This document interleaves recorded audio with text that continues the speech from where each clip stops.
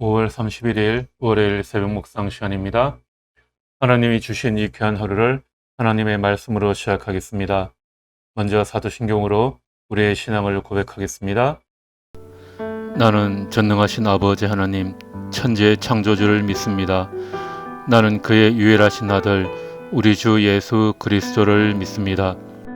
그는 성령으로 잉태되어 동정녀 마리아에게서 나시고 본디오 빌라도에게 고난을 받아 십자가에 못 박혀 죽으시고 장사된 지 사흘 만에 죽은 자 가운데서 다시 살아나셨으며 하늘에 오르시어 전능하신 아버지 하나님 우편에 앉아 계시다가 거기로부터 살아있는 자와 죽은 자를 심판하러 오십니다.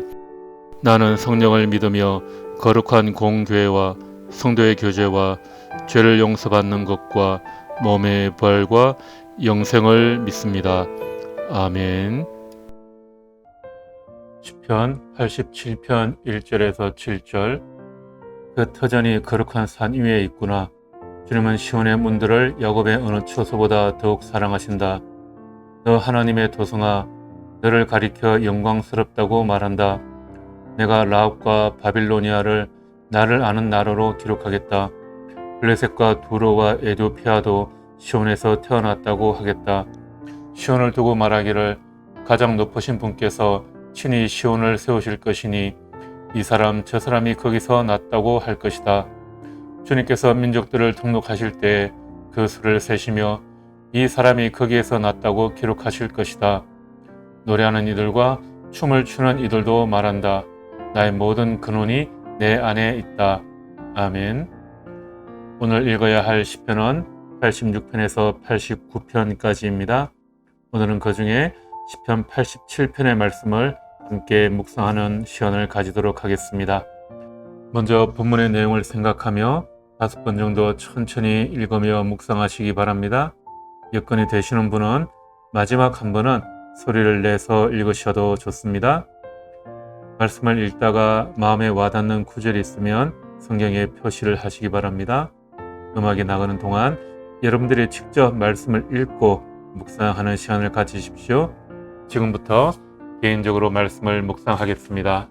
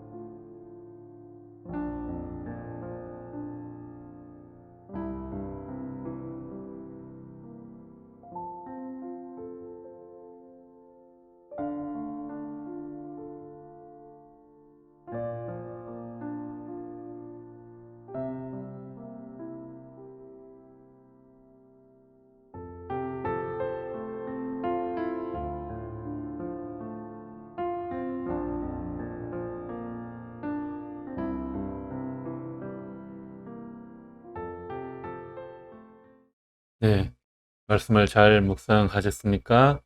함께 오늘 말씀을 나누는 시간을 가지도록 하겠습니다. 사람마다 자신이 생각하는 고향이 있습니다. 태어난 곳이 보통 고향이지만 꼭 태어난 곳이 아니더라도 어릴 때 자란 곳이든지 정을 나누며 살았던 곳, 자신만의 향수를 가진 고향이 있습니다. 그래서 제2의 고향, 새로운 고향 이런 말을 하기도 하죠. 오늘 본문의 시인 역시 마음의 고향을 그리워하며 노래합니다. 시인의 고향은 시온이고 시온에 대한 향수를 찬양의 형식으로 나타낸 것이 바로 오늘 시편 87편입니다. 시인은 먼저 시온성, 다시 말해 예루살렘이 얼마나 영광스러운 성인지를 노래합니다. 그 터전이 거룩한 산 위에 있구나. 주님은 시온의 문들을 야곱의 어느 초소보다 더욱 사랑하신다.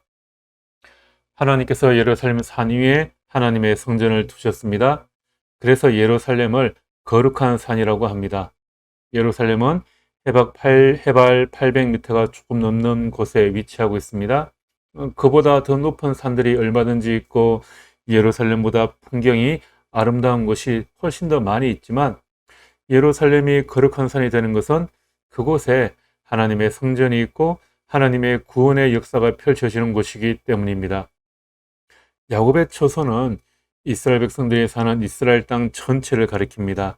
그리고 시온의 문들은 시온, 곧 예루살렘 성을 가리킵니다. 하나님께서는 이스라엘 땅 가운데에서도 시온, 예루살렘을 특별히 더 사랑하신다는 것입니다. 하나님께서 예루살렘을 택하신 것은 전적으로 하나님의 주권에 따른 것입니다. 예루살렘이 다른 곳보다 더 탁월한 조건을 갖추고 있지 않음에도 하나님께서 선택하셔서 더 사랑하신 것입니다. 이것은 우리를 택하셔서 자녀를 삼아 주신 것과도 같습니다. 이스라엘 백성들이 다른 민족들보다 더 뛰어나거나 강한 민족이어서 하나님께서 선택하신 것이 아니었습니다. 다른 민족들에 비해 숫자도 적고 또 노예의 삶을 살고 있었지만 하나님의 주권적인 은혜로 그의 백성으로 삼으시고 그들을 더 사랑하셨습니다. 우리도 마찬가지입니다.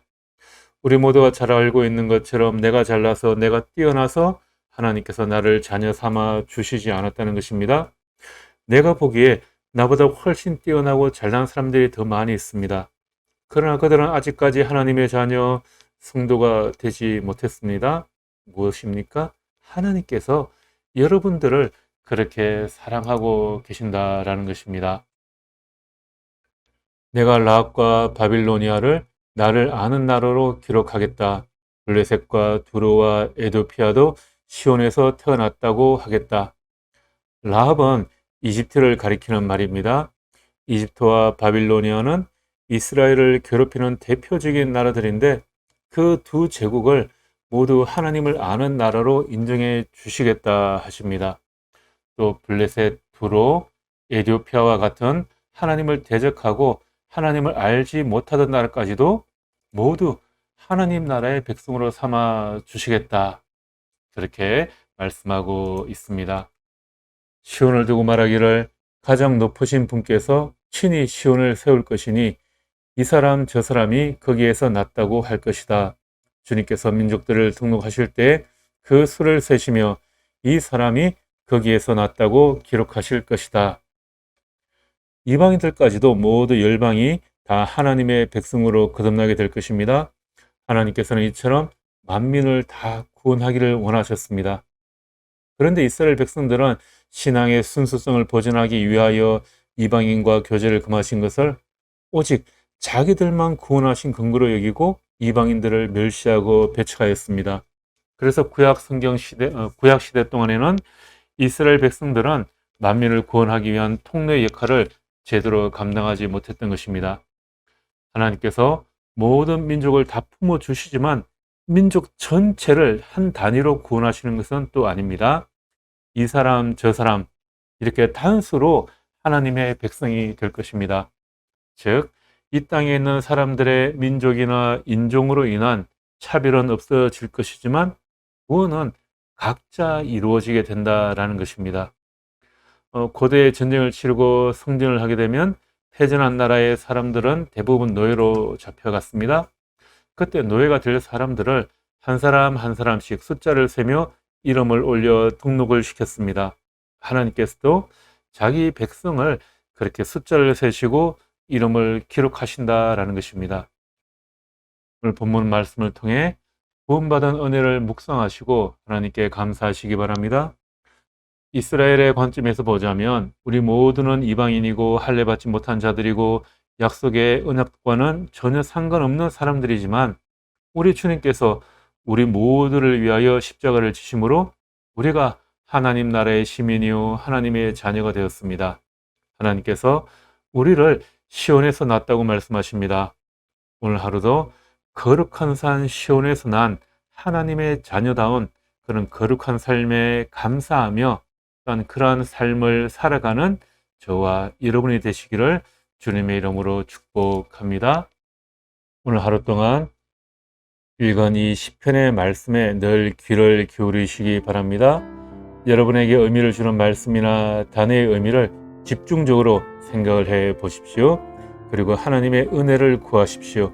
그러면 주님께서 여러분을 풍성한 삶으로 인도해 주실 것입니다. 기도하겠습니다. 하나님, 주님의 가르침에 우리의 기쁨이 있습니다. 오늘도 하나님께서 허락하여 주신 우리의 삶의 자리에서 한 주간을 시작합니다.